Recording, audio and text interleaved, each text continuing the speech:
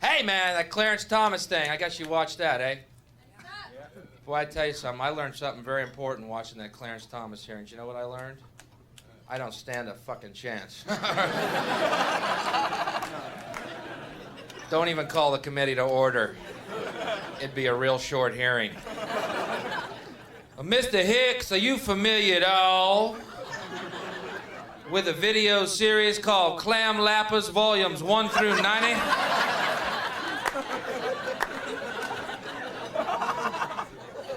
All of them? I don't recall. Mr. Hicks, are you familiar at all with a man named Manuel who works at the Show World Adult Video Parlor? Manny! Mr. Hicks, they subpoena me. They subpoena me.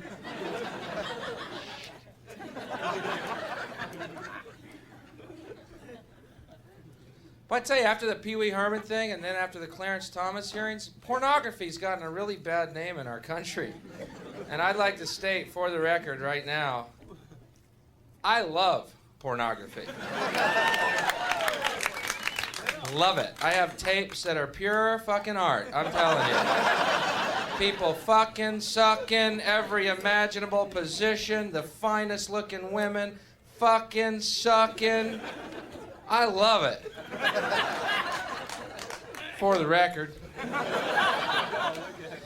Well, Mr. Hicks, thank you for your testimony. I don't know if we have a place for you right now on the Supreme Court.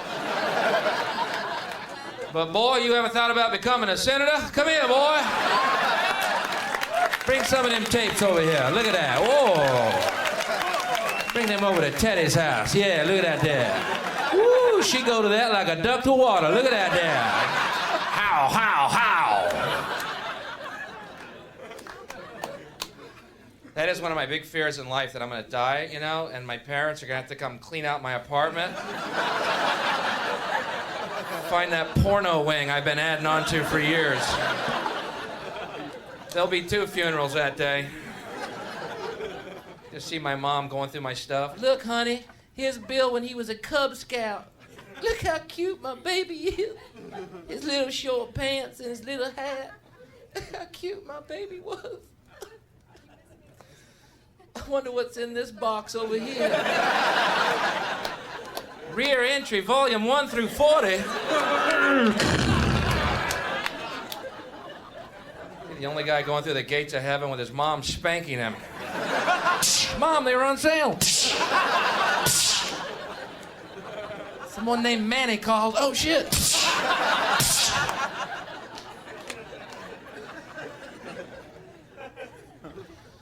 I don't understand anything, so there you go. You know my problem? I watch too much news, man. That's my problem. That's why I'm so depressed all the time. I figured it out. I watch too much CNN, man. I don't know if you've ever sat around and watched CNN longer than, say, 20 hours in one day. I don't recommend that.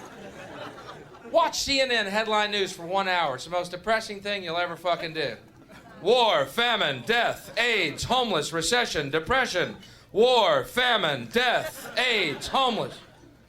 Then you look out your window. Where's all this shit happening?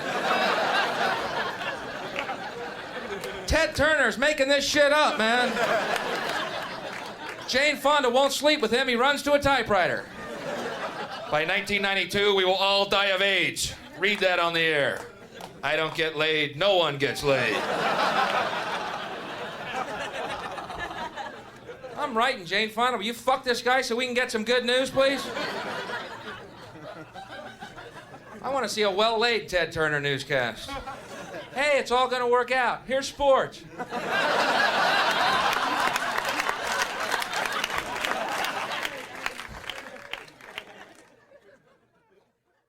So, it's good to be here wherever I am.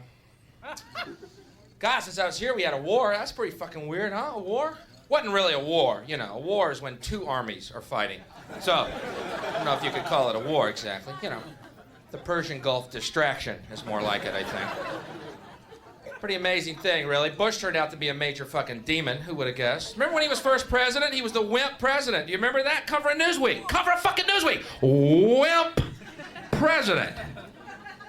apparently this stuck in this guy's craw a little bit. Guy was a dynamite waiting to go off. Weaslerinda, not good enough. We run away, too little, too late. Call me a wimp. Come on, fuckers, come on. Hold him back. Those guys were in hog heaven over there, man. They had a big weapons catalog opened up. What's G12 do, Tommy?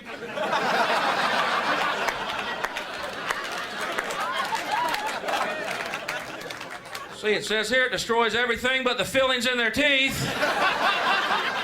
Helps us pay for the war effort. Well, fuck, pull that one up. Pull up G12, please.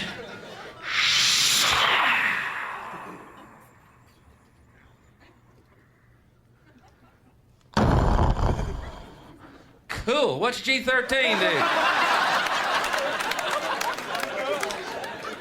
do? Big Sears weapons catalog. Weapons for all occasions. You know. See, everyone got boners over the technology, and it was pretty incredible watching missiles fly down air vents. Pretty unbelievable.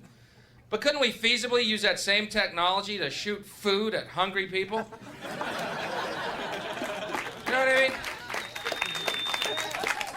Fly over Ethiopia. There's a guy that needs a banana.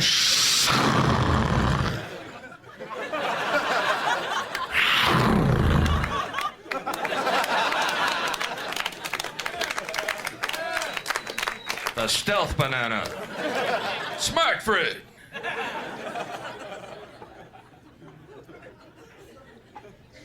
I don't know. Once again, I was watching the fucking news that really threw me off. It depressed everyone. It's just so scary watching the news, how they built it all out of proportion, like Iraq was ever or could ever possibly, under any stretch of the imagination, be a threat to us whatsoever. But watching the news, you never would have got that idea. Remember how it started? They kept talking about the elite Republican Guard in these hushed tones, like these guys were the bogeyman or something. Yeah, we're doing well now, but we have yet to face the elite Republican Guard. Like these guys were 12 feet tall desert warriors. Never lost a battle.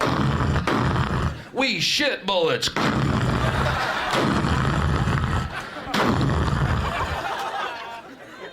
Yeah, well, after 2 months of continuous carpet bombing and not one reaction at all from them, they became simply the Republican Guard.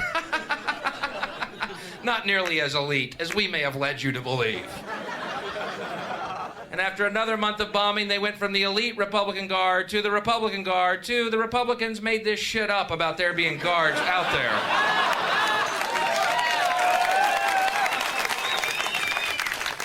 We hope you enjoyed your fireworks show. It was so pretty, and it took our mind off of domestic issues. The Persian Gulf distraction. People said, Bill, Iraq had the 4th largest army in the world. Yeah, maybe, but you know what? After the first 3 largest armies, there's a real big fucking drop-off, all right? The Hare Krishnas are the 5th largest army in the world. And they've already got our airports, okay, so I think that's the greater threat right now. Mr. Onion Head in Terminal C is scaring the shit out of me. Get him away from me. What an amazing thing, though. And the amazing thing, obviously, the disparity in the casualties. Iraq, 150,000 casualties. USA, 79. Iraq, 150,000. USA, 79. Does that mean if we had sent over 80 guys, we still would have won that fucking thing, or what? One guy in a ticker tape parade. I did it. Hey. You're welcome. Good work, Tommy. How'd you do it? I pulled up G12. It was in the catalog. Worked like a charm.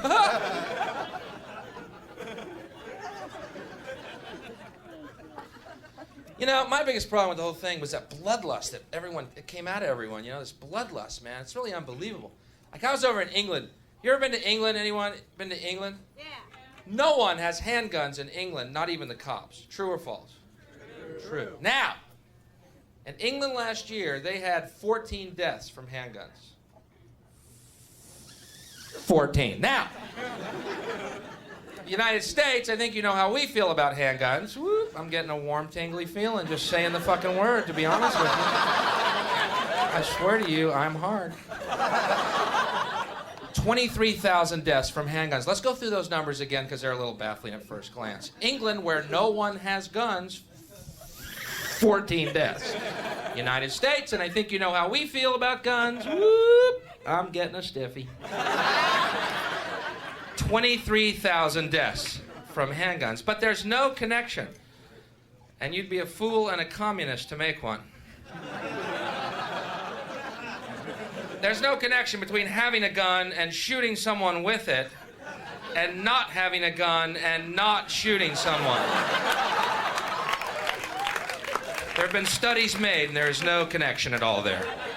Yes, that's absolute proof. You know, 14 deaths from handguns. Probably American tourists, too, you know, over there. Call this a sandwich? You don't boil pizza? That's the way we eat here. That's the way we eat here. This food sucks. And boy, does it suck. Okay, great. If I'd had a gun, I would have been number 15 on that fucking list. You know, 14. Okay, though, admittedly, last year in England, they had 23,000 deaths per soccer game. All right, okay. Not saying every system is flawless. I'm saying if you're in England, don't go to a goddamn soccer game and you're coming home, okay? It's weird. They don't have guns in England, but they have a very high crime rate, which tells you how polite the fucking English are. Give me your wallet. All right.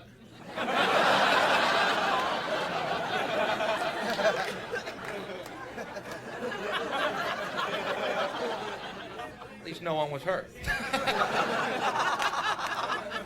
How do you have a crime rate and no weapons, man?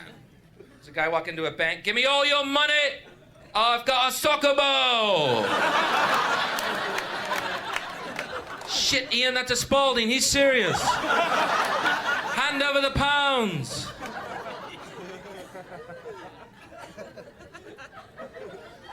I just don't understand this bloodlust, because, you know, I know the world seems really frightening at times, but I think we're going to do okay. I'll tell you a true story, a true fucking story, man, about bloodlust. I was down in Alabama, and I was playing a town called Fife, Alabama last year, and they wanted me there to host their annual Ricketts telethon or something. I don't know what the fuck it was, but anyway, it was great to be there. And anyway, this is absolutely true. Last year in Fife, Alabama, they had all these UFO sightings. And apparently everyone in this town saw these UFOs, all right? Which really pissed me off, because when I was there, about 40 people saw me. But there was no advanced advertising, no publicity. That's a big market for me. Anyway, I'm curious about UFOs, so I asked people there what it was like. And this guy said, oh man, it was incredible. People came from miles around to look at them. A lot of people came armed. People are bringing shotguns to UFO sightings. Kind of brings whole new meaning to that phrase, you ain't from around here, are you, boy? I said to the guy, why do y'all bring shotguns to UFO sightings? Seems to me there's going to be a point in our development or evolution where you put your guns aside. You know what I mean? Don't you think that would happen just fucking once? Guy said, well, we didn't want to be abducted. I'm thinking, yeah, and leave all this.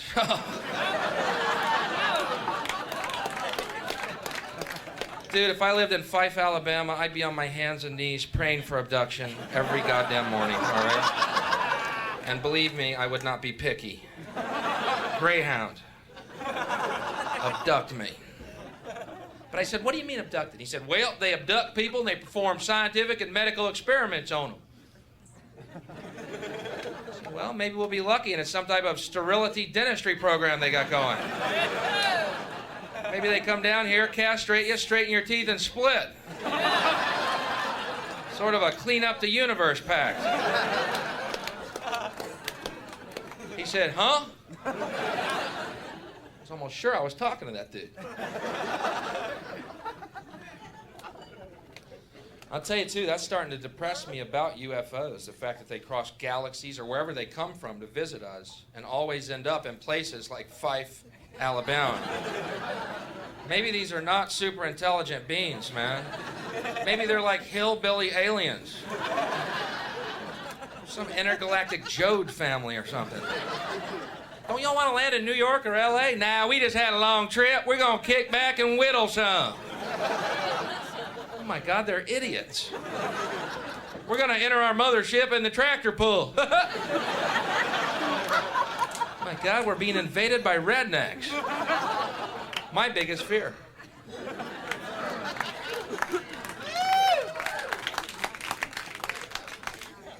Last thing I want to see is a flying saucer up on blocks in front of some trailer, you know? That'd be depressing. Some bumper sticker on it. They'll get my ray gun when they pry my cold, dead, 18-fingered hand off of it.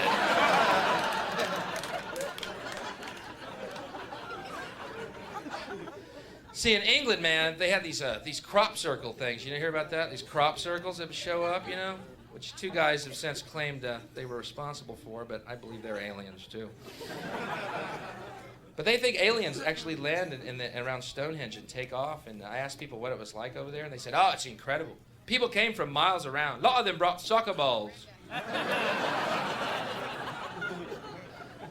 Would you let the aliens land, please? They might be here to pick me up.